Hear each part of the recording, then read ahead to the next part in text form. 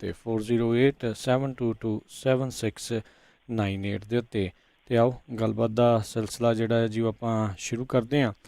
ਮਿੰਟੂ ਜੀ, ਕਰੋਨਾ ਨੂੰ ਲੈ ਕੇ ਆਫਤ, ਲੋਕ ਸਭਾ ਦੇ 17 ਸੰਸਦ ਮੈਂਬਰ ਕਰੋਨਾ ਪੋਜ਼ੀਟਿਵ। ਹਾਂਜੀ, ਹਫ਼ਤੇ ਦੀ ਸ਼ੁਰੂਆਤ ਵੀ ਕਰੋਨਾ ਦੇ ਨਾਲ ਤੇ ਕਰੋਨਾ ਵੀ ਹੈ ਜਿਹੜਾ ਉਹ ਬਹੁਤ ਜ਼ਿਆਦਾ ਤੀਬਰਤਾ ਦੇ ਨਾਲ ਜਿਸ ਤਰ੍ਹਾਂ ਕਹਿ ਲਈਏ ਚੱਲਦਾ ਪਿਆ ਵਾ। ਤਾਂ ਦੇਖੋ, ਗੱਲ ਇਹ ਆ ਕਿ ਸੰਸਦ ਦਾ ਅੱਜ ਸੈਸ਼ਨ ਸ਼ੁਰੂ ਹੋਇਆ, ਇਹਨਾਂ ਨੇ ਟੈਸਟ ਕੀਤੇ ਸਨ ਸਭ ਦੇ, ਤੇ ਨਾਲ ਸ਼ਰਤ ਰੱਖੀ ਸੀ ਕਿ ਅਸੀਂ ਉਸ ਮੈਂਬਰ ਪਾਰਲੀਮੈਂਟ ਨੂੰ ਅੰਦਰ ਵੜਨ ਦੀ ਇਜਾਜ਼ਤ ਦੇਵਾਂਗੇ ਜਿਹੜਾ ਨੈਗੇਟਿਵ ਆਏਗਾ। ਤਾਂ ਜੇ ਤੁਸੀਂ ਦੇਖੋ ਹੁਣ 17 ਮਤਲਬ ਕਿ ਇਹਨਾਂ ਦੇ ਮੈਂਬਰ ਪਾਰਲੀਮੈਂਟ ਜਿਹੜੇ ਆ ਉਹ ਕਰੋਨਾ ਵਾਇਰਸ ਤੋਂ ਪॉजिटिव ਪਾਏ ਗਏ ਆ। ਇਹਨਾਂ ਦੇ ਵਿੱਚ 13 ਮੇਰੇ ਖਿਆਲ ਦੇ ਨਾਲ ਹੈਗੇ ਆ ਸੰਸਦ ਮੈਂਬਰ ਭਾਜਪਾ ਦੇ, ਤੇ ਇੱਕ ਵਾਈਐਸ ਕਾਂਗਰਸ ਦਾ, ਦੋ ਸ਼ਾਇਦ ਕਾਂਗਰਸ ਦੇ ਦੋ ਤੇ ਇੱਕ ਸ਼ਿਵਸੈਨਾ ਦੇ इतना है। दूसरे पास से बड़े कुछ नाम भी है मीनाक्षी लेखी, आनंद हेगड़े, परवेश साहिब, इस तरह काफी बड़े है।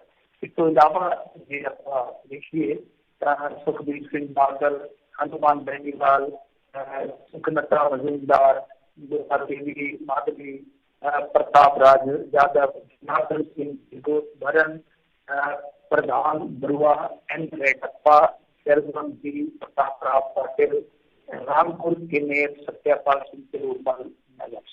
सो ये सारे है।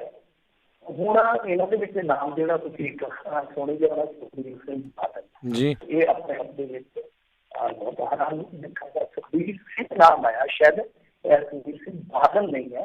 सुखबीर सिंह का पता नहीं, सुखबीर सिंह कोई और मैंबर पार्लियामेंट की होता जरा, सो इस ही है, पता नहीं है। हम पुष्टि नहीं है चीज की जा सकती। जगबाणी भी लिख के आए जो उन्होंने पोर्टल दिखा रहा, पर सुखबीर सिंह मैंबर पार्लीमेंट मेरे ख्याल के नाल नहीं है।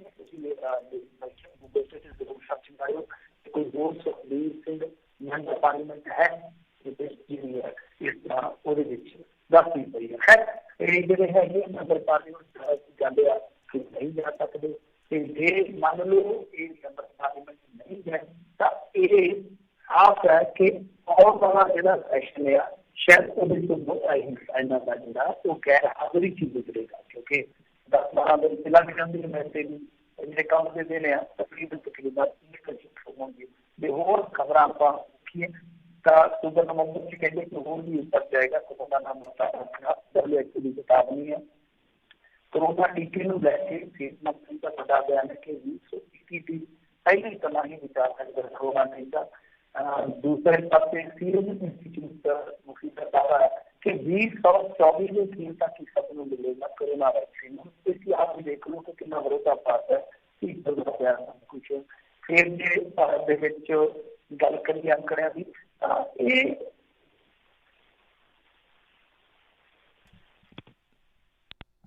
जी ਮੈਨੂੰ ਲੱਗਦਾ ਲਾਈਨ ਦੇ ਵਿੱਚ ਥੋੜ੍ਹੀ ਪ੍ਰੋਬਲਮ ਆ ਰਹੀ ਹੈ, ਅਤੇ ਸਰੋਤੇ ਇੱਦਾਂ ਜੁੜੇ ਰਹੋ ਅਤੇ ਮੈਂ ਦੁਬਾਰਾ ਉਹਨਾਂ ਦੇ ਨਾਲ ਜਿਹੜਾ ਕਾਂਟੈਕਟ ਕਰਦਾ ਮਿੰਟੂ ਜੀ ਨਾਲ।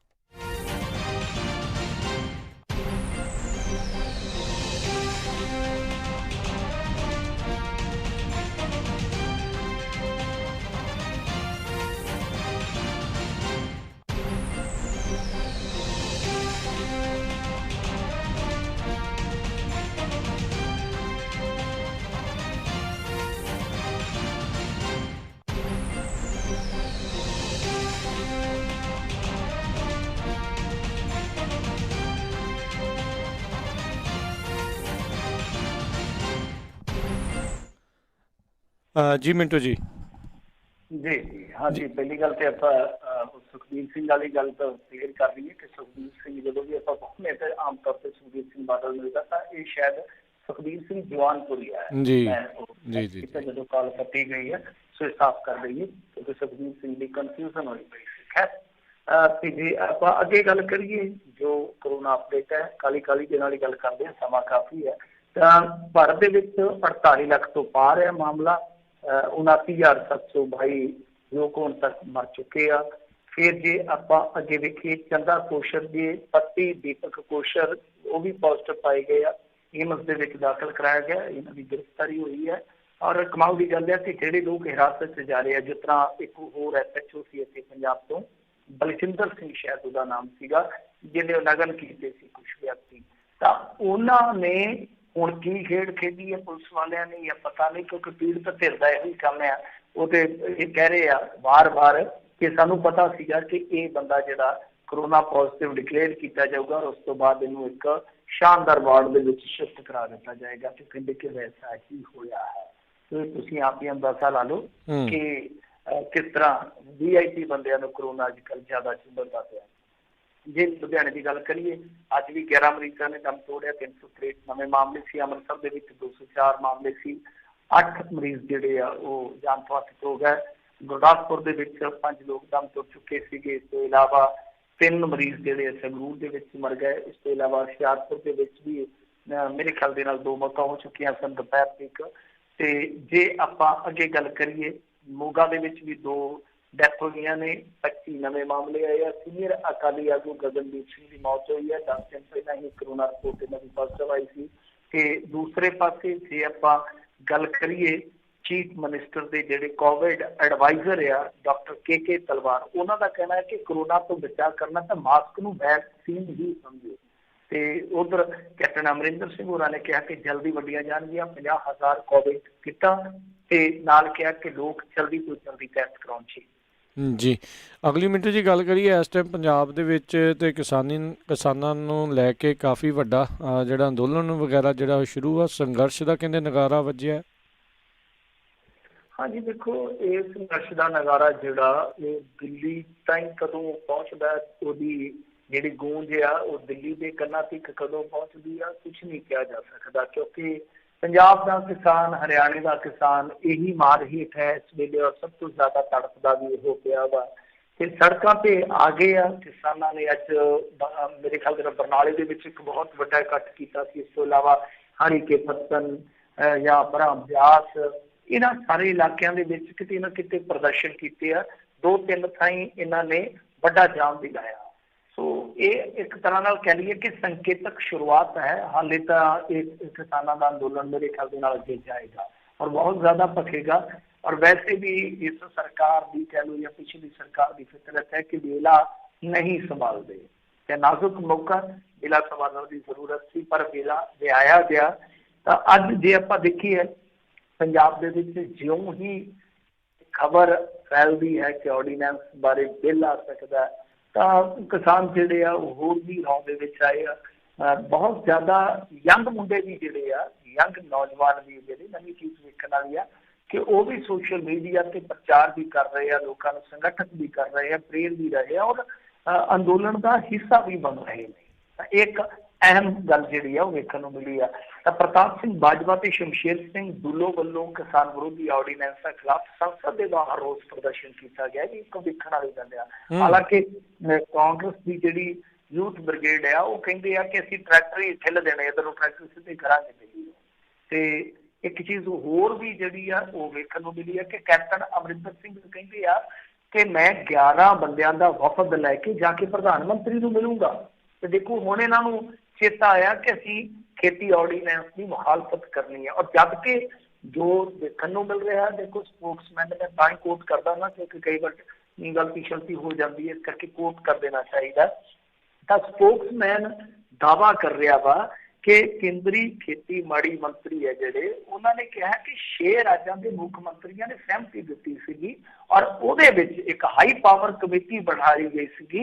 ਤਾਂ ਉਸ ਹਾਈ ਪਾਵਰ ਕਮੇਟੀ ਦਾ ਹਿੱਸਾ ਪੰਜਾਬ ਦਾ ਚੀਫ ਮਿਨਿਸਟਰ ਵੀ ਸੀਗਾ। ਦੇਖੋ ਇਹਦੇ ਤੇ ਬਹੁਤ ਜ਼ਿਆਦਾ ਵਿਵਾਦ ਹੋ ਰਿਹਾ। ਹੁਣ ਹਾਲ ਦੀ ਘੜੀ ਤੱਕ ਜੇ ਦੇਖੀਏ ਤਾਂ ਚੀਫ ਮਿਨਿਸਟਰ ਦਾ ਕੋਈ ਇਹਦੇ ਤੇ ਖੰਡਨ ਨਹੀਂ ਆਇਆ। ਤਾਂ ਜਦ ਤੱਕ ਕੋਈ ਖੰਡਨ ਵੰਡਨ ਨਹੀਂ ਆਉਂਦਾ ਤਦ ਤੱਕ ਇਹ ਸਟੇਟਮੈਂਟ ਆਪਣੇ ਆਪ ਦੇ ਵਿੱਚ ਹੈਰਾਨ ਕਰਦੀ ਹੈ। ਜੇ ਕੇਂਦਰੀ ਮੰਤਰੀ ਕਹਿ ਰਿਹਾ, ਸੰਸਦ ਦੇ ਵਿੱਚ ਖੜ ਕੇ ਕਹਿ ਰਿਹਾ, ਝੂਠ ਤੇ ਹੋਏਗਾ ਨਹੀਂ, ਕਿਉਂਕਿ ਹਾਈ ਪਾਵਰ ਕਮੇਟੀਆਂ ਜਿਹੜੀਆਂ ਉਹ ਔਨ ਰਿਕਾਰਡ ਹੀ ਬਣਦੀਆਂ ਨੇ ਨਾ, ਕੋਈ ਇਹ ਤੇ ਹੈ ਨਹੀਂ ਗਾ ਕਿ ਹਵਾ ਹਵਾਈ ਹੈ। ਤੇ ਜੇ ਆ ਤੇ ਫਿਰ ਸਾਰਾ ਕੁਛ ਹੀ ਤੁਹਾਨੂੰ ਪਤਾ ਹੀ ਕੰਮ ਖਰਾਬਾ ਕਿਸਾਨ ਦਾ, ਫਿਰ ਕੌਣ ਵਿਹਲੀ ਹੋ ਸਕਦਾ। ਤੇ ਇਸ ਤੋਂ ਇਲਾਵਾ ਜੇ ਆਪਾਂ ਗੱਲ ਕਰੀਏ ਕਿ ਕਿਸਾਨ ਆਰਡੀਨੈਂਸ ਜਿਹੜੇ ਖੇਤੀ ਆਰਡੀਨੈਂਸ ਆ, ਇਹਦੇ ਤੇ ਹਾਲ ਦੀ ਘੜੀ ਪੱਤਰਕਾਰ ਜਗਤਾਰ ਸਿੰਘ ਹੋਰਾਂ ਦਾ ਟਵੀਟ ਆਇਆ ਵਾ। ਉਹ ਕਹਿੰਦੇ ਆ ਕਿ ਵੇਖੋ ਜੀ ਕਿ ਅਕਾਲੀ ਦਲ ਦੇ ਉੱਤੇ ਜਦੋਂ ਬਿੱਲ ਪੇਸ਼ ਕੀਤਾ ਗਿਆ ਕੋਈ ਪ੍ਰਤੀਕਿਰਿਆ ਨਹੀਂ ਦਿੱਤੀ। ਤਾਂ ਹੁਣ ਨਿਗਾਹ ਰਹੇਗੀ ਕਿ कि श्रोमणी अकाली दल बादल उत्थे कोई स्टैंड चेंज करता, जिवें इन्हां ने पिछले दिन ही कीता कोर कमेटी की मीटिंग तो बाद इन्हां ने अपना स्टांस जिहड़ा बदलिया थोड़ा, ताकि उत्थे भी ये मुखालफत करते जां नहीं। पर मेरे ख्याल दे नाल श्रोमणी अकाली दल बादल वाले जे इस खेती ऑर्डीनेंस का खुल के विरोध नहीं करते, जिवें जगतार सिंह होरी कह रहे हैं कि इन्होंने कोई प्रतिक्रम नहीं दिता, चुप करके बैठे रहे, तो फिर बिल्कुल ही श्रोमणी अकाली दल बादल है जिहड़ा पंजाब दे विच मैं जिस तरह कहूँगा कि बिल्कुल ही सवालों के घेरे च घिर जाएगा। क्यों? क्योंकि अज ही देखो, जे तुसीं जागरण अखबार खोलोगे, जिहड़े हैगे सरदार प्रेम सिंह चंदू माजरा जी, उन्हां दा लेख लगा होया है उल्टा। मनप्रीत सिंह इयाली जिहड़े आ वो भी बोल रहे ने, उन्हां दी अज स्टेटमेंट लगी हुई है कि खेती ऑर्डीनेंस जिहड़े आ उहदे विच जो किसानां दे तौखले ने वो दूर कीते जाने चाहिए आ, दूर होने भी चाहिए आ। मैं इहदा एक चीज थोड़ी हल दे रूप च किहा सीगा कि देखो, जे संसद दे विच एक कानून लिआंदा जा सकदा, तुसीं वाकिया कह रहे हो कि असीं किसानां दी जो दुर्दशा हो रही है उन्हें सुधारन का यतन कर रहे हैं, तो एक कानून होर लिओ, ਉਹਦੇ ਵਿੱਚ ਉਹ ਚੀਜ਼ਾਂ ਜਿਹੜੀਆਂ ਤੁਸੀਂ ਗਰੰਟੀ ਸ਼ੁਦਾ ਕਰ ਦਿਓ ਕਿ ਭਾਈ ਕੱਲ ਨੂੰ ਆਹ ਚੀਜ਼ਾਂ ਜਿਹੜੀਆਂ ਉਹ ਨਹੀਂ ਟੁੱਟਣਗੀਆਂ, ਗੱਲ ਖਤਮ ਹੈ। ਤੁਸੀਂ ਚਿੱਠੀ ਦੇ ਕੇ ਭੇਜਦੇ ਨੇ ਸੁਖਬੀਰ ਸਿੰਘ ਬਾਦਲ ਨੂੰ, ਉਹ ਆਪਣੇ ਬਾਪੂ ਜੀ ਤੋਂ ਗਾ ਵੀਡੀਓ ਵਾਇਰਲ ਕਰਵਾ ਦਿੰਦੇ ਆ, ਜਿਹੜੇ ਵਰਕਰ ਆ ਉਹ ਪੋਸਟਰ ਤੱਕ ਲਾ ਦਿੰਦੇ ਆ ਖੇਤੀ ਆਰਡੀਨੈਂਸ ਦੇ ਹੱਕ 'ਚ। ਫਿਰ ਅਕਾਲੀ ਦਲ ਕੋਰ ਕਮੇਟੀ ਦੇ ਵਿੱਚ ਕਿਤੇ ਨਾ ਕਿਤੇ ਆਪਣਾ ਥੋੜਾ ਸਟਾਂਸ ਰਿਵਿਊ ਕਰਕੇ ਬਦਲਵਾਂ ਬਿਆਨ ਦਿੰਦਾ। ਤਾਂ ਇਹ ਜਿਹੜੀਆਂ ਚੀਜ਼ਾਂ ਨੇ ਇਹਦੇ ਤੇ ਇਤਬਾਰ ਨਹੀਂ ਕਰਦਾ ਕੋਈ। ਮਤਲਬ ਕਿ ਕੇਂਦਰ ਦੀ ਗੱਲ ਕਹੀ ਤੇ ਬੇਸ਼ੱਕ ਅਕਾਲੀ ਦਲ ਬਾਦਲ ਆਪਣੀ ਚਾਹੇ ਯਾਰੀ ਦੋਸਤੀ ਨਿਭਾ ਰਿਹਾ, ਚਾਹੇ ਅਲਾਇੰਸ ਇੱਕ ਜਿਹੜਾ ਹੁੰਦਾ ਸਿਧਾਂਤਕ ਤੌਰ ਤੇ ਉਹਦਾ ਨਿਰਵਾਹ ਕਰ ਰਿਹਾ, ਚਾਹੇ ਉਹਨਾਂ ਦੀ ਕੋਈ ਸਿਆਸੀ ਜਿਆਤੀ ਕੋਈ ਮਜਬੂਰੀ ਹੋ ਸਕਦੀ ਹੈ, ਪਰ ਲੋਕ ਕੇਂਦਰ ਤੇ ਇਸ ਵੇਲੇ ਖਾਸ ਤੌਰ ਤੇ ਨਰਿੰਦਰ ਮੋਦੀ ਤੇ ਯਕੀਨ ਨਹੀਂ ਕਰ ਰਹੇ। ਸੋ ਇਹੀ ਚੱਕਰ ਆ ਕਿ ਕਿਸਾਨ ਜਿਹੜੇ ਆ ਉਹ ਆਪਣੇ ਹਿਸਾਬ ਕਿਤਾਬ ਦੇ ਨਾਲ ਅੰਦੋਲਨ ਨੂੰ ਸੜਕ ਤੇ ਲਏ ਆ, ਜਾਨੀ GDP ਨਰਕ 'ਚ ਆ, ਕਿਸਾਨ ਸੜਕ 'ਚ ਆ, ਪਰ ਹਾਲ ਦੀ ਘੜੀ ਹਾਕਮ ਹੈ ਜਿਹੜਾ ਮੋਰਾਂ ਨਾਲ ਨਰਕ 'ਚ ਆ। ਜੀ ਜੀ, ਅਗਲੀ ਮਿੰਟ ਜੀ ਗੱਲ ਕਰੀਏ ਸਿੱਖ ਜਥੇਬੰਦੀਆਂ ਵੱਲੋਂ ਸ਼੍ਰੋਮਣੀ ਕਮੇਟੀ ਦਫ਼ਤਰ ਦੇ ਬਾਹਰ ਪ੍ਰਦਰਸ਼ਨ। ਹਾਂਜੀ ਦੇਖੋ, ਜਿਹੜਾ ਇਹ ਪ੍ਰਦਰਸ਼ਨ ਹੋਇਆ ਵਾ ਇਹ ਕਾਫੀ ਤਕੜਾ ਪ੍ਰਦਰਸ਼ਨ ਹੋਇਆ। ਜੇ ਆਪਾਂ ਕਹੀਏ ਐਸਾ ਨਹੀਂ ਹੈ ਕਿ ਗਿਣਤੀ ਦੇ ਚੱਕਰ 'ਚ ਕਈ ਵਾਰ ਆਪਾਂ ਕਹਿ ਦਿੰਦੇ ਹਾਂ ਕਿ ਹਾਂਜੀ ਇੰਨੇ ਕੋ ਬੰਦੇ ਸੀ ਚਲਾਨ ਤੁਮਕਾ, ਕਿਉਂਕਿ ਸਾਰੀ ਦਿਹਾੜੀ ਲੋਕ ਇਹਨਾਂ ਨੂੰ ਵੀ ਦੇਖਦੇ ਰਹੇ। ਕਿਉਂਕਿ ਜਿਵੇਂ ਮੈਂ ਕਿਹਾ ਕਿ ਕਿਸਾਨ ਅੰਦੋਲਨ ਵੀ ਸੜਕ ਤੇ ਹੈ, ਤਾਂ ਜਿਹੜੀਆਂ ਪੰਥਕ ਧਿਰਾਂ ਅੱਜ ਉੱਥੇ ਗਈਆਂ ਇਹਨਾਂ ਨੂੰ ਵੀ ਲੋਕ ਸੋਸ਼ਲ ਮੀਡੀਆ ਤੇ ਲਗਾਤਾਰ ਫੋਲੋ ਕਰਦੇ ਰਹੇ ਕਿ ਕੀ ਹੋ ਰਿਹਾ, ਕੀ ਵਾਪਰ ਰਿਹਾ।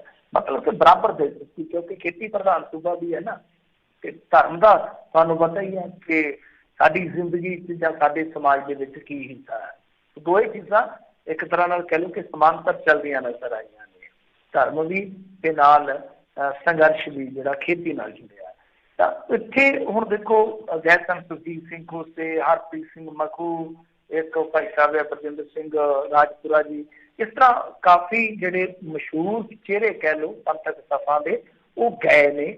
ਔਰ ਹੱਦ ਵਾਲੀ ਗੱਲ ਇਹ ਆ ਕਿ ਸਿਸਟਮ ਜ਼ਰੀਕੀ ਜਿਹਨੂੰ ਆਪਾਂ ਕਹਿ ਸਕਦੇ ਹਾਂ ਕਿ ਉੱਥੇ ਜਿੰਦਰੇ ਲਾ ਲੈ ਗਏ ਕਮੇਟੀ ਵੱਲੋਂ। ਕਮਾਲ ਦੀ ਗੱਲ ਹੈ, ਉਸ ਤੋਂ ਪਹਿਲਾਂ ਚੈਕਿੰਗ ਬਿਠਾਲ ਦਿੱਤੀ ਗਈ, ਪੁਲਿਸ ਚੈਕਿੰਗ ਕਰ ਰਹੀ ਸੀਗੀ। ਸਾਰਾ ਕੁਛ ਜਿਹੜਾ ਉਹ ਇਸ ਤਰ੍ਹਾਂ ਕੀਤਾ ਜਾ ਰਿਹਾ ਸੀਗਾ ਜਿਸ ਤਰ੍ਹਾਂ ਇਹਨਾਂ ਨੇ ਅੱਗੇ ਗੱਲ ਕਹੀ ਕਿ ਅਸੀਂ ਆਪਣੇ ਮਾਮਲੇ ਜਿਹੜੇ ਆ ਉਹ ਪੁਲਿਸ ਨੂੰ ਨਹੀਂ ਦੇ ਸਕਦੇ ਕਿਉਂਕਿ ਫਿਰ ਸਿੱਖਾਂ ਦੇ ਮਾਮਲੇ ਦੇ ਵਿੱਚ ਪੁਲਿਸ ਇਨਵੋਲਵ ਹੋ ਜਾਊਗੀ। ਤਾਂ ਅੱਜ ਵੀ ਪੁਲਿਸ ਇਨਵੋਲਵ ਹੋ ਗਈ। ਔਰ ਇੱਥੋਂ ਤੱਕ ਪਰਮਜੀਤ ਸਿੰਘ ਅਕਾਲੀ ਜਿਹੜੇ ਜਾਣੇ ਮੰਨੇ, ਤੁਹਾਨੂੰ ਪਤਾ ਹੀ ਹੈ, ਮੰਨੇ ਪਰਮੰਨੇ ਚਿਹਰੇ ਆ ਸੋਸ਼ਲ ਮੀਡੀਆ ਤੇ ਉਹ ਵੀ, ਤਾਂ ਉਹ ਜਦੋਂ ਗਿਆ ਉਹਨਾਂ ਦਾ ਦੋਸ਼ ਇਹ ਸੀਗਾ ਕਿ ਪੁਲਿਸ ਜਿਹੜੀ ਹੈ ਜਾਂ ਇਹਨਾਂ ਦੇ ਕਰਮਚਾਰੀ ਜਿਹੜੇ ਉਹ ਸਿੱਖ ਪਹਿਰਾਵੇ ਵਾਲੇ ਨੌਜਵਾਨਾਂ ਨੂੰ ਰੋਕ ਰਹੇ ਸਨ। ਤਾਂ ਤੁਸੀਂ ਦੇਖੋ ਕਿ ਕਿੰਨੀ ਸਿਸਟਮ ਜ਼ਰੀਕੀ ਹੈ ਕਿ ਸੰਗਤ ਜਾਰੀ ਕੋਈ ਉੱਥੇ ਰਾਜਨੀਤਿਕ ਬੰਦਾ ਨਹੀਂ ਹੈ, ਕੋਈ ਹਿੰਸਾਤਮਕ ਉਹਨਾਂ ਦੀ ਮਨਸ਼ਾ ਨਹੀਂ ਹੈ ਕਿ ਜਾ ਕੇ ਅਸੀਂ ਲੜਾਈ ਝਗੜਾ ਕਰੀਏ। ਚਲੋ ਉਹਨਾਂ ਨੇ ਜਿੰਦਰੇ ਮਾਰ ਲਏ, ਉਹ ਜਿੱਥੇ ਵੀ ਜਗ੍ਹਾ ਮਿਲੀ ਉੱਥੇ ਸਤਿਨਾਮ ਵਾਹਿਗੁਰੂ ਦਾ ਜਾਪ ਕਰਨਾ ਕਿਤੇ ਦੱਸੋ ਕੀ ਉਹਨਾਂ ਨੇ ਜਾ ਕੇ ਖੇਤ ਮੱਥਾ ਚਲਾ ਦਿੱਤਾ। ਪਰ ਉਸ ਤੋਂ ਬਾਅਦ ਲੌਂਗੋਵਾਲ ਸਾਹਿਬ ਜਿਹੜੇ ਆਪਣੇ ਇਲਾਕੇ ਦੇ ਵਿੱਚ ਕੋਈ ਸਮਾਗਮ ਕਰਵਾਉਣ ਆਏ ਸਨ ਆਪਣੇ ਗ੍ਰਹਿ ਵਿਖੇ, ਤਾਂ ਉਹਨਾਂ ਨੇ ਕਿਹਾ ਕਿ ਕਹਿੰਦੇ ਜੀ ਨਾ ਤਾਂ ਬੇਅਦਬੀ ਹੋਈ ਆ ਕਿਸੇ ਸਰੂਪ ਦੀ ਤੇ ਨਾ ਹੀ ਕੋਈ ਸਰੂਪ ਜਿਹੜਾ ਗਾਇਬ ਹੋਇਆ। ਦੇਖੋ ਕਿਸ ਤਰ੍ਹਾਂ ਦੀ ਸਟੇਟਮੈਂਟ, ਕਹਿੰਦੇ ਕਿ ਭ੍ਰਿਸ਼ਟਾਚਾਰ ਜ਼ਰੂਰ ਹੋਇਆ। ਹੁਣ ਦੇਖੋ ਆਪ ਉਹਨਾਂ ਨੇ ਸ਼ਬਦ ਅੱਜ ਇਸਤੇਮਾਲ ਕੀਤਾ ਜੋ ਅਜੀਤ ਵੈਬ ਪੋਰਟਲ ਤੇ ਆਇਆ ਵਾ, ਤਾਂ ਉਹਨਾਂ ਦੀ ਸਟੇਟਮੈਂਟ ਦੇ ਵਿੱਚ ਭ੍ਰਿਸ਼ਟਾਚਾਰ ਸ਼ਬਦ ਆ। ਕਿ ਇਹਨਾਂ ਨੇ ਭ੍ਰਿਸ਼ਟਾਚਾਰ ਕੀਤਾ ਕੁਝ ਕਰਮਚਾਰੀਆਂ ਨੇ, ਤਾਂ ਭ੍ਰਿਸ਼ਟਾਚਾਰ ਇੱਕ ਗੁਨਾਹ ਹੈ। ਜੇ ਆਪਾਂ ਦੇਖੀਏ ਨਾ ਸਿਰਫ ਇਖਲਾਕੀ ਤੌਰ ਤੇ ਗੁਨਾਹ ਹੈ ਬਲਕਿ ਕਾਨੂੰਨਨ ਵੀ ਗੁਨਾਹ ਹੈ, ਤੇ ਕਾਨੂੰਨ ਦੇ ਦਾਇਰੇ 'ਚ ਰਹਿ ਕੇ ਐਸਜੀਪੀਸੀ ਜਿਹੜੀ ਆ ਉਹ ਫੰਕਸ਼ਨਿੰਗ ਕਰਦੀ ਆ। ਉਹਦੀ ਫੰਕਸ਼ਨਿੰਗ ਜਿਹੜੀ ਆ ਉਹ ਕਾਨੂੰਨ ਦੇ ਦਾਇਰੇ 'ਚ ਹੁੰਦੀ ਹੈ, ਸੰਵਿਧਾਨ ਦੇ ਮੁਤਾਬਿਕ ਹੀ ਚੱਲਦਾ ਹੈ ਨਾ ਸਾਰਾ ਕੁਝ। ਤਾਂ ਤੁਸੀਂ ਜਦੋਂ ਸ਼ਬਦ ਇਸ ਤਰ੍ਹਾਂ ਦਾ ਇਸਤੇਮਾਲ ਕਰ ਰਹੇ ਹੋ ਕਿ ਭ੍ਰਿਸ਼ਟਾਚਾਰੀ ਹੋਈ ਆ, ਤਾਂ ਜਦੋਂ ਅੱਜ ਬਲਵੀਰ ਸਿੰਘ ਮੁੱਛਲ ਉੱਥੇ ਬੋਲ ਰਹੇ ਸਨ, ਉਹਨਾਂ ਨੇ ਇੱਕ ਵਾਜਬ ਤਰਕ ਦਿੱਤਾ। ਦੇਖੋ ਆਪਾਂ ਦੋਨਾਂ ਧਿਰਾਂ ਦੀਆਂ ਦਲੀਲਾਂ ਜਿਹੜੀਆਂ ਨੇ ਉਹ ਸਰੋਤਿਆਂ ਤੱਕ ਪਹੁੰਚਾਉਣੀਆਂ ਹੁੰਦੀਆਂ, ਆਪਣਾ ਜਿਹੜਾ ਮੇਨ ਕੰਮ ਆ। ਤਾਂ ਉਹਨਾਂ ਨੇ ਇੱਕ ਦਲੀਲ ਦਿੱਤੀ, ਉਹ ਕਹਿੰਦੇ ਕਿ ਦੇਖੋ ਆਹ ਗਲਿਆਰਾ ਚੌਂਕੀ ਆ, ਤੁਸੀਂ ਮੇਰੇ ਨਾਲ ਚਲੋ, ਮੈਂ ਤੁਹਾਨੂੰ ਕਈ ਮੁਕੱਦਮੇ ਕਰ ਦਿੰਦਾ ਜਿਹੜੇ ਖੁਦ ਐਸਜੀਪੀਸੀ ਨੇ ਕਰਾਏ ਆ ਚੋਰੀ ਚਕਾਰੀ ਦੇ ਜਾਂ ਹੋਰ ਜਿਹੜੀ ਹੇਰਾਫੇਰੀ ਵਗੈਰਾ ਇੱਥੇ ਹੁੰਦੀ ਆ। ਸੋ ਤੁਸੀਂ ਆਪ ਹੀ ਅੰਦਾਜ਼ਾ ਲਾ ਲਓ ਕਿ ਕਿੰਨਾ ਜ਼ਿਆਦਾ ਵਿਰੋਧਾਭਾਸ ਆ।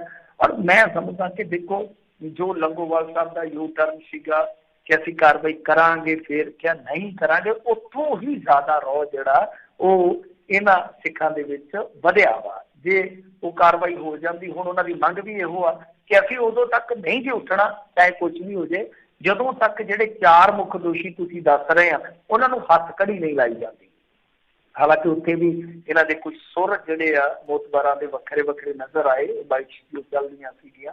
ਤਾਂ ਇੱਕ ਪ੍ਰਚਾਰਕ ਮੇਰੇ ਖਿਆਲ ਦੇ ਨਾਲ ਬਹੂ ਸਾਹਿਬ ਸਨ, ਉਹ ਬੋਲ ਰਹੇ ਸਨ ਕਿ FIR ਦੀ ਕਾਪੀ ਜਦੋਂ ਤੱਕ ਸਾਡੇ ਹੱਥ ਨਹੀਂ ਫੜਾਉਂਦੇ ਅਸੀਂ ਨਹੀਂ ਉੱਠਣਾ। ਤੇ ਤਦੇ ਹੀ ਸੁਖਜੀਤ ਸਿੰਘ ਖੋਸੇ ਜਦੋਂ ਉਹਨਾਂ ਦੀ ਵਾਰੀ ਆਈ ਉਹ ਕਹਿੰਦੇ ਕਿ ਨਹੀਂ, ਇਹ ਆਪਣੇ ਪੱਧਰ ਤੇ ਗੱਲਾਂ ਨਾ ਕਰੋ, ਜਦ ਤੱਕ ਹੱਥਕੜੀ ਵੀ ਲੱਗਦੀ ਅਸੀਂ ਤਦ ਤੱਕ ਨਹੀਂ ਉੱਠਣਾ।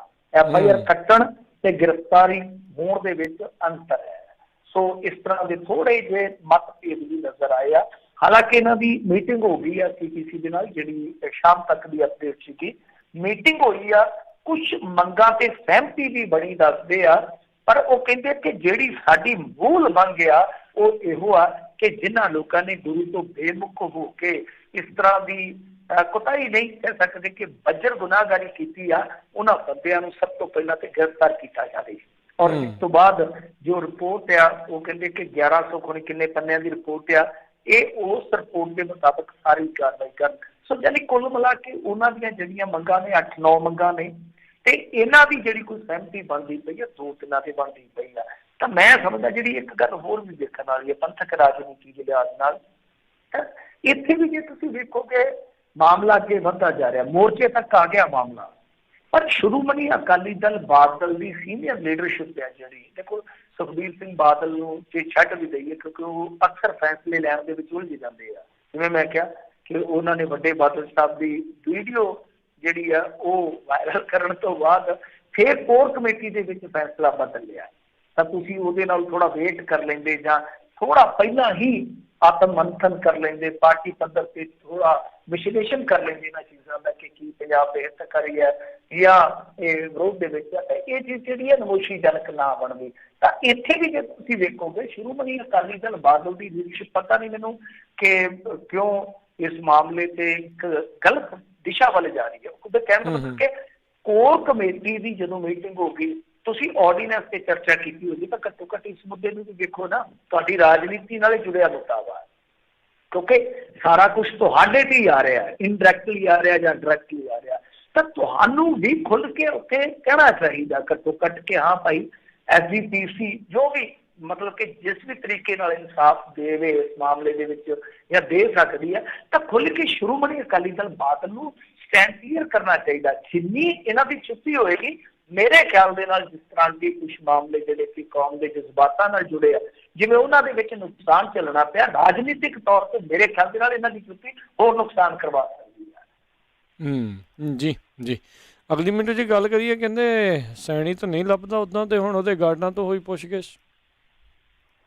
ਹਾਂਜੀ ਦੇਖੋ, ਗਾਰਡਾਂ ਤੋਂ ਪੁੱਛਗਿੱਛ ਹੋਈ ਆ। ਪਹਿਲੀ ਗੱਲ ਮੈਨੂੰ ਤਾਂ ਸਮਝ ਨਹੀਂ ਆਉਂਦੀ ਹੈ ਕਾਂਗਰਸ ਸਰਕਾਰ ਕੀ ਕਰਦੀ ਪਈ ਹੈ। ਅਸੀਂ ਵਿਰੋਧੀਆਂ ਦੀ ਚਲੋ ਥੋੜੀ ਜਿਹੀ ਗੱਲ ਕਰ ਲਈ ਹੈ, ਤੇ ਜੇ ਹਾਕਮ ਧਿਰ ਦੀ ਗੱਲ ਕਰੀਏ, ਗੱਲ ਸਿੱਧੀ ਸਿੰਪਲ ਹੈ। ਅੱਗੇ ਵੀ ਆਪਾਂ ਗੱਲ ਕੀਤੀ ਸੀਗੀ ਕਿ ਕੋਈ ਵੀ ਬੰਦਾ Z+ ਸਿਕਿਉਰਿਟੀ ਛੱਡ ਕੇ ਨਹੀਂ ਜਾ ਸਕਦਾ। ਜੇ ਇਸ ਤਰ੍ਹਾਂ ਹੁੰਦਾ ਹੈ ਤਾਂ ਫੌਰੀ ਤੌਰ ਤੇ ਜਵਾਬ ਤਲਬੀ ਹੁੰਦੀ ਹੈ।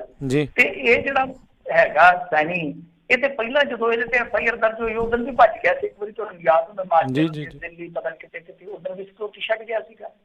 ਤਾਂ ਜਿਹੜੇ ਇਹਨਾਂ ਦੀ ਸਿਕਿਉਰਿਟੀ ਦੇ ਵਿੱਚ ਲੱਗੇ ਆ, ਮਤਲਬ ਕਿ ਜੋ ਵੀ ਆਧਾਰ ਪਰਿਵਾਰ ਆ, ਇਹਨਾਂ ਦੀ ਸਿਕਿਉਰਿਟੀ 'ਚ ਲੱਗੇ ਲੋਕ ਉਸ ਦਿਨ ਹੀ ਜਵਾਬ ਤਲਬ ਲਈ ਕਿਉਂ ਨਹੀਂ ਸੱਦੇ ਗਏ ਕਿ ਹਾਂ ਭਾਈ ਜਵਾਬ ਦਿਓ ਸਾਨੂੰ ਕੀ ਗੱਲ ਹੈ। ਸਮਝ ਤੋਂ ਪਰੇ ਦੀ ਗੱਲ ਹੈ ਕਿ ਜਦੋਂ ਤੁਸੀਂ ਗ੍ਰਿਫਤਾਰ ਕਰਨਾ ਵਾ, ਤੁਸੀਂ ਧਾਰ ਲਿਆ, ਤਾਂ ਫਿਰ ਇਹ ਸਮਾਂ ਕਿਉਂ ਦਿੱਤਾ ਗਿਆ। ਔਰ ਤੁਸੀਂ ਕਹਿੰਦੇ ਕਿ ਜਦੋਂ ਇੱਕ ਵਾਰੀ ਉਹ ਸੁਰੱਖਿਆ ਛੱਡ ਕੇ ਗਿਆ ਚਲਾ ਚੁਕੰਨੇ ਹੋ ਜਾਂਦੇ ਤਾਂ ਸੂਈਏ ਲਾਏ ਜਾ ਸਕਦੇ ਸੀ। ਇੰਟੈਲੀਜੈਂਸ ਕਿਉਂਕਿ ਵੈਸੇ ਹੀ ਤਾਲਮੇਲ 'ਚ ਹੁੰਦੀ ਹੈ ਇਹਨਾਂ ਦੇ ਨਾਲ, ਸੁਰੱਖਿਆ ਗਾਰਡਾਂ ਦੇ ਨਾਲ, ਉਹ ਐਕਸ਼ਨ ਕਰਕੇ ਗ੍ਰਿਫਤਾਰੀ ਜਿਹੜੀ ਹੈ ਪਾਈ ਜਾ ਸਕਦੀ ਸੀ। ਸੋ ਹਾਸੋ ਜਿਹੜੀ ਸਥਿਤੀ ਬਣੀ ਪਈ ਹੈ ਇੱਥੇ ਦੀ ਕੈਪਟਨ ਸਰਕਾਰ ਦੀ।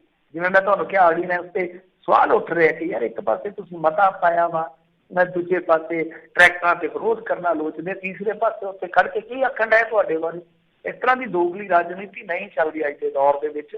ਤਾਂ ਹੁਣ ਜਿਹੜੀ ਤਾਜ਼ਾ ਗੱਲਬਾਤ ਆ ਉਹ ਇਹੋ ਆ ਕਿ 26 ਪੁਲਿਸ ਅਧਿਕਾਰੀਆਂ ਤੋਂ SIT ਨੇ ਪੁੱਛਗਿੱਛ ਜ਼ਰੂਰ ਕੀਤੀ ਆ, ਪਰ ਸਹਿਣੀ ਹੈ ਕਿ ਲੱਭਦਾ ਨਹੀਂ ਹੈ।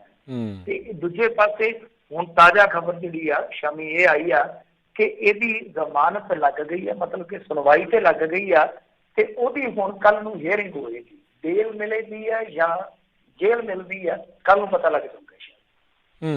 ਜੀ ਜੀ। ਅਗਲੀ ਗੱਲ ਕਰੀਏ ਗਾਇਬ ਹੋਏ ਸਰੂਪ ਦੇ ਮਾਮਲੇ 'ਚ 3 ਦਾ ਹੋਵੇਗਾ ਲਾਈ ਡਿਟੈਕਟਰ ਟੈਸਟ। ਹਾਂਜੀ, ਇਹ ਮਾਮਲਾ ਜਿਹੜਾ ਇਹ ਇਸ ਮਾਮਲੇ ਤੋਂ ਵੱਖਰਾ ਵਾ, ਸ਼੍ਰੋਮਣੀ ਕਮੇਟੀ ਦੇ ਨਾਲ ਜੁੜਿਆ ਵਾ।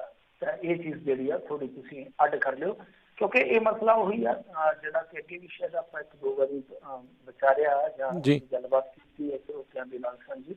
ਇਹ ਜਿਹੜਾ ਹੈਗਾ ਨਾ ਅਰਦਾਸਪੁਰਾ ਗੁਰਦੁਆਰਾ ਤੇ ਪਿੰਡ ਕਲਿਆਣ ਪਟਿਆਲਾ ਜ਼ਿਲ੍ਹੇ ਦੇ ਵਿੱਚ, ਤਾਂ ਉੱਥੇ ਇਹ ਪੁਰਾਤਨ ਸੰਸਰੀ ਸਰੂਪ ਜਿਹਨੂੰ ਕਿਹਾ ਜਾਂਦਾ ਹੈ, ਇਹ ਮੋਬਾਈਲ ਕੋਈ ਜਿੱਡਾ ਸਰੂਪ ਸੀਗਾ, ਕਾਫੀ ਪੁਰਾਣਾ ਸੀ, ਪੁਰਾਤਨ ਸੀਗਾ, ਤਾਂ ਇਹਨੂੰ ਚੋਰੀ ਕਰ ਲਿਆ ਗਿਆ। ਤਾਂ ਹੁਣ ਪੁਲਿਸ ਜਿਹੜੀ ਆ ਉਹ ਹੱਥ ਪੈਰ ਮਾਰ ਕੇ ਥੱਕ ਗਈ। ਅਖੀਰ ਹੋਣਾ ਉਹਨਾਂ ਨੇ 3 ਜਿਹੜੇ ਗ੍ਰੰਥੀ ਆ ਉਹਨਾਂ ਦਾ ਨਾਂ ਲੈ ਕੇ ਕੋਰਟ ਤੋਂ ਇਜਾਜ਼ਤ ਮੰਗੀ ਆ ਕਿ ਸਾਨੂੰ ਇਹਨਾਂ ਦਾ ਲਾਈ ਡਿਟੈਕਟ ਟੈਸਟ ਕਰਵਾਉਣ ਵਾਸਤੇ ਇਜਾਜ਼ਤ ਦਿੱਤੀ ਜਾਵੇ। ਤਾਂ ਇਹ ਆਪਣੇ ਆਪ ਦੇ ਵਿੱਚ ਦੇਖੋ ਬੜੀ ਹੈਰਾਨਗੀ ਵਾਲੀ ਗੱਲ ਹੈ ਨਾ। ਦੇਖੋ ਜਿਹੜੀ ਗੱਲ ਆ ਥੋੜੀ ਜਿਹੀ ਡੂੰਘਾਈ 'ਚ ਜਾ ਕੇ ਵੇਖਣੀ ਚਾਹੀਦੀ ਹੈ, ਵਾਚਣੀ ਚਾਹੀਦੀ ਆ ਕਿ ਕੀ ਆ।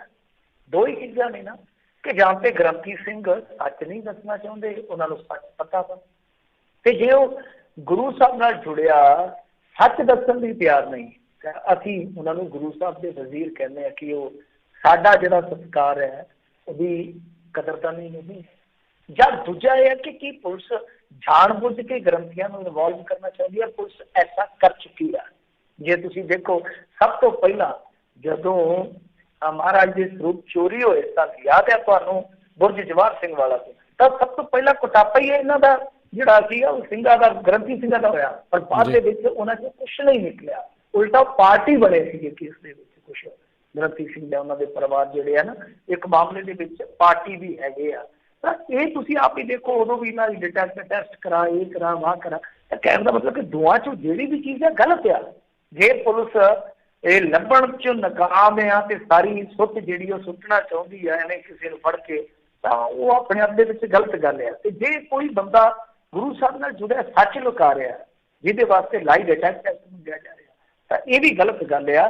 ਸੋ ਤੀਜੀ ਚੀਜ਼ ਇਹ ਆ ਕਿ ਜੋ ਵੀ ਆ ਇਹ ਸਿਰਫ ਇੱਕ ਮੰਗ ਕਰ ਸਕਦੇ ਆ ਪੁਲਿਸ ਵਾਲੇ, ਉਹਦੇ ਵਿੱਚ ਜੋ ਅਗਲਾ ਬੰਦਾ ਉਹਦੀ ਸਹਿਮਤੀ ਹੋਣੀ ਜ਼ਰੂਰੀ ਹੈ। ਜੇ ਉਹ ਸਹਿਮਤੀ ਦੇਊਗਾ ਫਿਰ ਹੀ ਲਾਈ ਡਿਟੈਕਟਰ ਟੈਸਟ ਹੋਣਾ ਵਾ। ਜੀ ਜੀ। ਅਗਲੀ ਮਿੰਟ 'ਚ ਗੱਲ ਕਰੀਏ ਭਾਜਪਾ ਸੂਬਾ ਪ੍ਰਧਾਨ ਅਸ਼ਵਨੀ ਸ਼ਰਮਾ ਸਮੇਤ 5 ਵਿਅਕਤੀਆਂ ਨੇ ਨਿਯਮਾਂ ਦੀ ਉਲੰਘਣਾ ਕਰਨ ਨੂੰ ਲੈ ਕੇ ਮਾਮਲਾ ਦਰਜ। ਹਾਂਜੀ, ਇਹਨਾਂ ਤੇ ਸੋਸ਼ਲ ਡਿਸਟੈਂਸਿੰਗ ਦਾ ਮਾਮਲਾ ਦਰਜ ਕੀਤਾ ਗਿਆ ਕਿ ਉਹਦਾ ਪਾਲਣ ਨਹੀਂ ਕੀਤਾ। ਪਰ ਤੁਸੀਂ ਦੇਖੋ ਕਿ ਇਹ ਕਿੰਨੀ ਅਜੀਬੋ-ਗਰੀਬ ਗੱਲ ਆ ਕਿ ਭਾਜਪਾ ਦੇ ਹੋਣ ਕਰਕੇ ਸਾਨੂੰ ਇਸ ਨਜ਼ਰ ਨਾਲ ਨਹੀਂ ਦੇਖਣਾ ਚਾਹੀਦਾ ਕਿ RSS ਵਾਲੇ ਆ ਜਾਂ ਭਾਜਪਾ ਵਾਲੇ ਆ।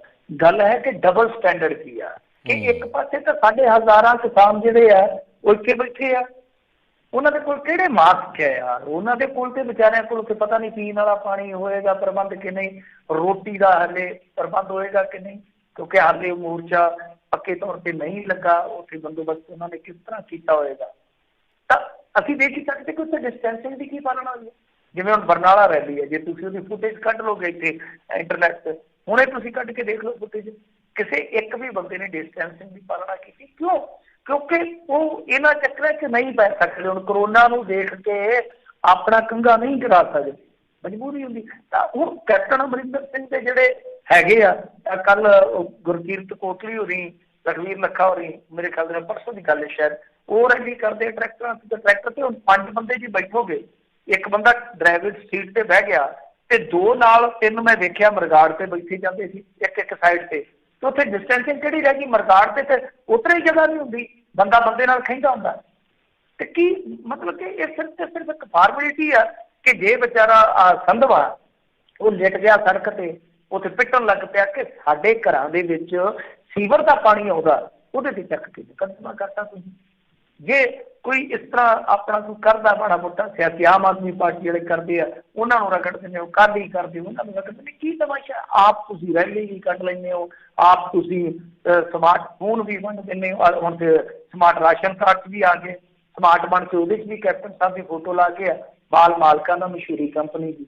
ਤਾਂ ਕਹਿਣ ਦਾ ਮਤਲਬ ਇਹ ਹੈ ਕਿ ਠੀਕ ਆ, ਗਲਤ ਚੀਜ਼ ਗਲਤ ਹੈ, ਮੈਂ ਉਸ ਚੀਜ਼ ਨੂੰ ਜਸਟੀਫਾਈਡ ਨਹੀਂ ਕਰਦਾ, ਪਰ ਇਹ ਆ ਕਿ ਜਦੋਂ ਤੁਹਾਡਾ ਰਾਜਾ ਵੜਿੰਗ ਹੈ ਜਿਹੜਾ ਉਹ ਚੇਅਰਮੈਨ ਦੀ ਤਾਜਪੋਸ਼ੀ 300-200 ਬੰਦੇ ਨੂੰ ਬਿਠਾ ਕੇ ਕਰਦਾ, ਉਦੋਂ ਤੁਸੀਂ ਖਾਮੋਸ਼ ਹੋ ਜਾਂਦੇ, ਮੌਨ ਹੋ ਜਾਂਦੇ ਹੋ। ਤੇ ਉਹ ਫਿਰ ਸ਼ਿਕਾਇਤ ਜਿਹੜੀ ਆ ਉਹ ਹਾਈ ਕੋਰਟ ਤੱਕ ਜਾਂਦੀ ਆ, ਹਾਈ ਕੋਰਟ ਤੁਹਾਨੂੰ ਇੱਥੇ ਖਿੱਚਦਾ। ਸੋ ਇਹ ਚੀਜ਼ਾਂ ਜਿਹੜੀਆਂ ਨਹੀਂ ਹੋਣੀਆਂ ਚਾਹੀਦੀਆਂ। ਜਾਂ ਤੇ ਸਾਰਿਆਂ ਵਾਰੀ ਪੈਮਾਨਾ ਇੱਕੋ ਜਿਹਾ ਹੋਵੇ ਤੇ ਜਾਂ ਫਿਰ ਸਾਰਿਆਂ ਵਾਸਤੇ ਖੁੱਲ੍ਹਾ ਹੀ ਹੋਵੇ ਕੰਮ। ਜੀ ਜੀ ਬਿਲਕੁਲ। ਇਹ ਤਾਂ ਪਰ ਆਪਾਂ ਨੂੰ ਪਤਾ ਹੀ ਆ ਵੀ ਪੈਮਾਨੇ 2 ਨਹੀਂ, ਕਈ ਜਿਹੜੇ ਉਹ ਨਿਕਲ ਆਉਂਦੇ ਨੇ। ਅਤੇ ਮਿੰਟੂ ਜੀ ਬਹੁਤ ਬਹੁਤ ਧੰਨਵਾਦ, ਤੁਸੀਂ ਸਾਡੇ ਨਾਲ ਜੁੜੇ ਇਹਨਾਂ ਖਬਰਾਂ ਬਾਰੇ ਜਾਣਕਾਰੀ ਦਿੱਤੀਆਂ। ਅਗਲੀ ਵਾਰ ਤੱਕ ਲਈ ਮਿਹਰਬਾਨੀ, ਧੰਨਵਾਦ, ਸਤਿ ਸ਼੍ਰੀ ਅਕਾਲ ਜੀ। ਸਤਿ ਸ਼੍ਰੀ ਅਕਾਲ ਜੀ। ਤੇ ਸਰੋਤਿਓ, ਇੱਥੇ ਸਾਡਾ ਅੱਜ ਦਾ ਪ੍ਰੋਗਰਾਮ ਸਮਾਪਤ ਹੈ। ਮਿਲਦੇ ਹਾਂ ਅਗਲੀ ਵਾਰ ਤੱਕ ਲਈ ਮੇਰੇ ਵੱਲੋਂ ਵੀ ਤੁਹਾਨੂੰ ਸਭ ਨੂੰ ਸਤਿ ਸ਼੍ਰੀ ਅਕਾਲ। ਸੁਣਦੇ ਰਹੋ ਪੰਜਾਬੀ ਰੇਡੀਓ USA।